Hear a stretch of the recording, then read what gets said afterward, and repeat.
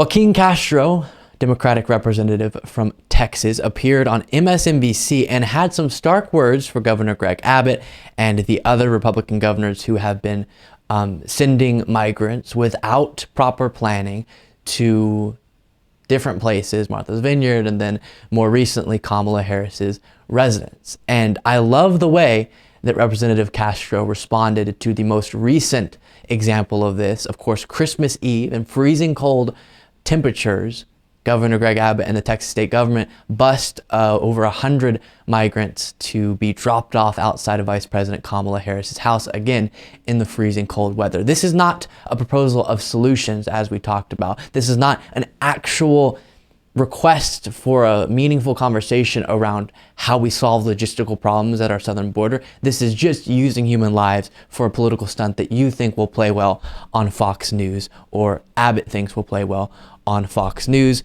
And here's this response to that action from Democratic Representative Castro. Yeah, I mean, look, we absolutely could. You've got a Democratic president, a Democratic Senate, and a Republican House. So I've seen in the past that where you have divided government like that, it actually provides an opportunity for compromise and for people to come together and sit at the table and work something out. But, you know, it's going to take a lot better faith among Republicans to actually do something about immigration rather than just using the chaos and everything or creating chaos and using that as their number one political boogeyman, which is what they do now. It's their number one boogeyman. Yeah, I wonder what your message is to the Abbotts, to the Duceys, to the DeSantises of the world. Well, I would ask them to stop being pricks, first of all, because that's what they're doing, and stop being heartless, but also to actually help us solve this issue, solve this challenge, rather than just trying to become the next Republican president in a few years. I mean, couldn't have said it better myself.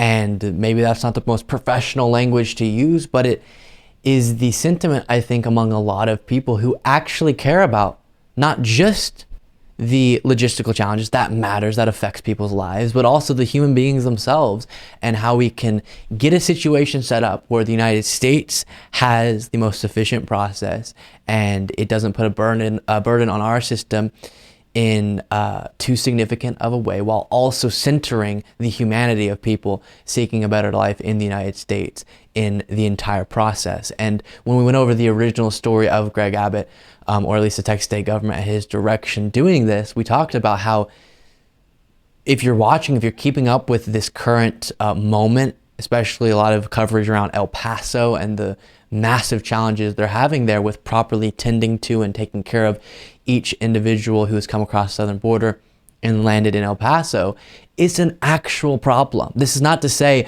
any concern with our southern border and the challenge, the strain that's being put on certain individuals, entities that are responding to migrants landing in Texas or other border states. It's not to say it's not an actual issue that needs to be discussed and focused on. It is. But the way that you solve the problem is not by exploiting human lives to get a couple clips to be played on Fox News, or to go, haha, we dropped him off at Kamala Harris's house. No.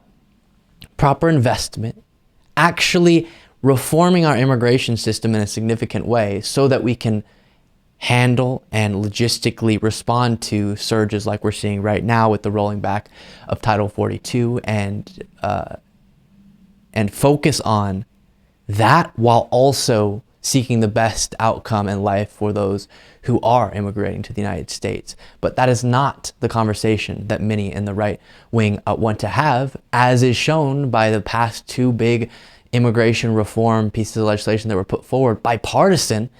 In a bipartisan way, these immigration efforts or immigration reform efforts were put forward, and it was Republicans who prevented them from getting passed. And so sometimes I'll have people ask me, you say in a kind of a simple way that we could fix the problem that we see with our southern border at times and make it more efficient and do that in a way that centers the humanity of people immigrating here.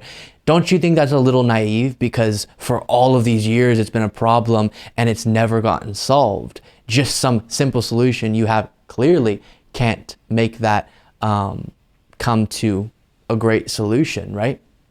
And what you have to remember is if there were a bunch of good faith actors in the room, that response to me would make a whole lot of sense. If those who are trying to address the issue with our southern border, especially like we're seeing right now, actually wanted a solution, and for years that was being attempted, and we still were having challenges like we're seeing in El Paso now, then I would say you're probably right, I'm being naive.